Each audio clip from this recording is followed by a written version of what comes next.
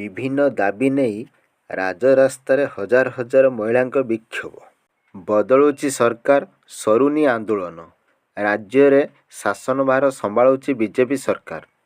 ନୂଆ ସରକାର ଲୋକମାନଙ୍କୁ ନୂଆ ଆଶା ଦେଇଥିବା ବେଳେ ବିଭିନ୍ନ ଅଭିଯୋଗ ପୁଣି ମୁଣ୍ଡ ଟେକିଲାଣି। କିଛି ଦିନର ବିରତି ପରେ ପୁଣି ଆରମ୍ଭ ହୋଇଛି ଆନ୍ଦୋଳନ। 9 ମାସ ହେଲା ଦରମା ପାଇନଥିବା ଅଭିଯୋଗରେ ରାଜରାସ୍ତାରେ ହଜାର ହଜାର ମହିଳାଙ୍କ ବିକ୍ଷୋଭ। ବିଭିନ୍ନ ଦାବି ନେଇ ରାଜରାସ୍ତାକୁ ଓହ୍ଲାଇଛନ୍ତି ଏମ୍ବିକେ ବ୍ୟାଙ୍କ ମିତ୍ର, କୃଷି ମିତ୍ର ଓ ପ୍ରାଣୀ ମିତ୍ର ମହିଳା। ବିଭିନ୍ନ ଦାବି ନେଇ ଲୋୟର ପିଏମ୍ଜି, ସିଆର୍ପି ମହିଳା ବିକ୍ଷୋଭ କରିଛନ୍ତି।